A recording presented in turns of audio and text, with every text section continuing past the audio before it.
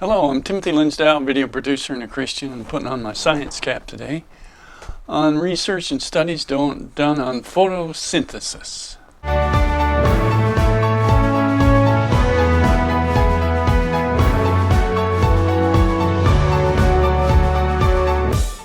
First, like and comment on my video if you would, and subscribe to support my channel. Thank you.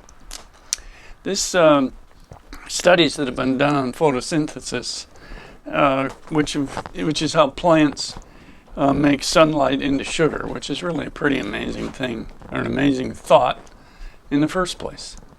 Those who believe that there was an evolution involved in creating photosynthesis have written that the earliest forms of anoxygenic phototropic bacteria, the capabilities scattered across a few groups of bacteria via the horizontal gene transfer. And that's a complicated way of saying it evolved through bacteria. Oxygenic photosynthesis originated in an ancestor of cyanobacteria when an anoxygenic photosystem gave rise to a water-splitting photosystem. Now, these three basic premises currently underline the study of the evolution of photosynthesis and would hardly make anyone raise a skeptical eyebrow. Well, maybe. I'm skeptical about a lot of science. Prove it. Show me something. Study of the origin and the evolution of photosynthesis has fascinated scientists for decades and will continue to capture the imagination of scientific community and the public for decades to come.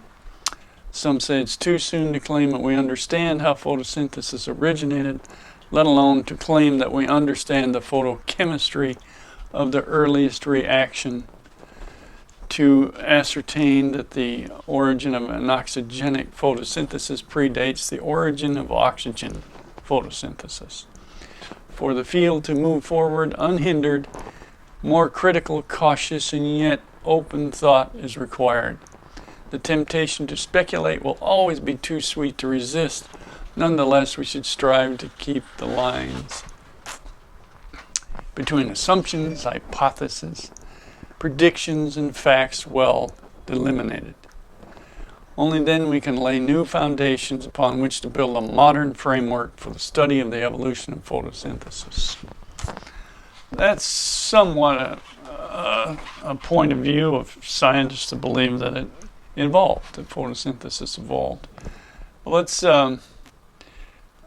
see what others say, what other scientists say about this. Some say it shows clear design. And therein lies the arguments between evolution and design, that some being designed all of this. As a Christian, of course, I believe that all of this was created by God. Now, there are many who vehemently deny this, but let's look at the evidence. What does it say? Unique structures in rare bacteria suggest the amazing process of photosynthesis is much older than evolutionists assume. And here, let's see if we can define this a little better. Now, photosynthesis is the process of turning sunlight, water, and carbon dioxide into sugar and oxygen. Now, there are two types. The first is anoxygenic photosynthesis. It uses molecules rather than water to drive the process and doesn't produce oxygen as a byproduct. The second is oxygenic photosynthesis, which separates water into hydrogen and oxygen to drive photosynthesis, and releases oxygen as a byproduct. And that's an important part of our atmosphere on the Earth, is that constant production of oxygen from plants. Oxygenic photosynthesis is the most common, found in algae, plants, and some bacteria. A fundamental process that sustains human animal life. For decades, the evolutionary theory stated that the anoxygenic photosynthesis evolved first, followed by 1 billion years later by oxygenic photosynthesis. However, Dr. Tanai Cadona and fellow researchers at the Imperial College of London found unique structures in so-called ancient bacteria, indicating that oxygenetic photosynthesis was occurring billions of years before. Now, those who believe that everything was designed and that the science shows it was designed, they see photosynthesis as a very sophisticated biochemical process unable to evolve by chance and time. The article that this originally started from in the Science Daily stated the finding could mean the evolution of photosynthesis needs a rethink, turning traditional ideas on their head.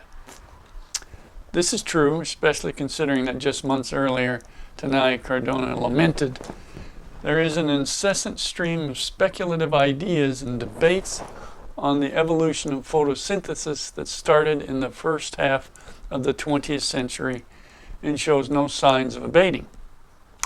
Now, some of these speculative ideas have some common place, are taken as fact, but find little support.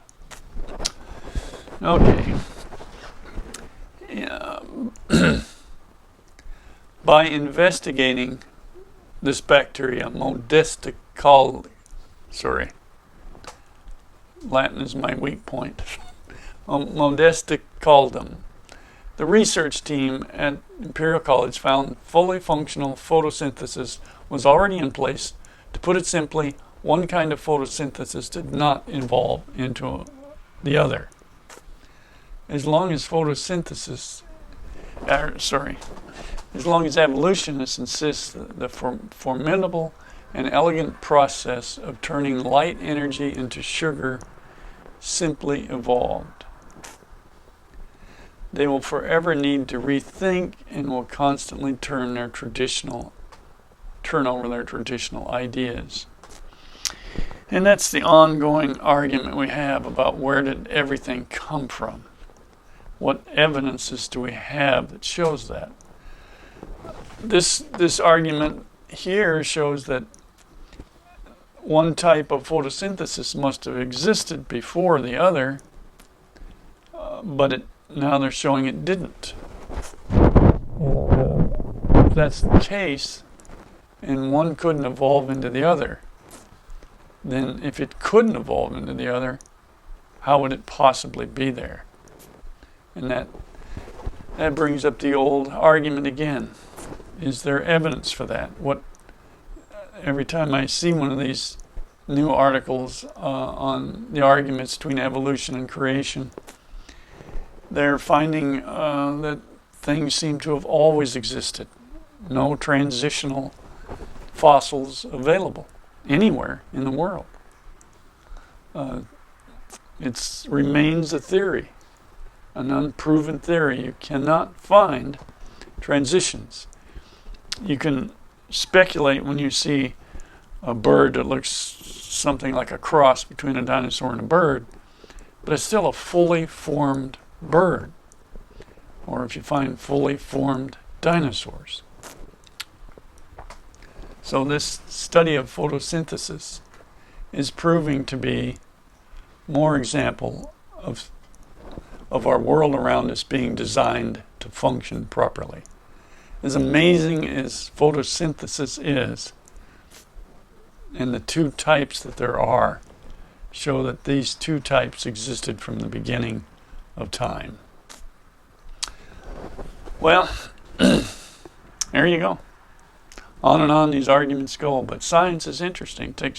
Science must be studied with an open mind about what it is, where did this come from? Can it be evidence for it? Can it be repeatable? It has to be observable, and we're not observing evolution. We don't see it. We see fully formed animals and plants in the fossil record. So there you go. Like and comment to on my video and support my channel to keep it going. I know we have a lot of arguments one way or the other, but that's good. That's what science is about. So I ask that, get out there and learn, study nature, and see what you learn, and make it a great day.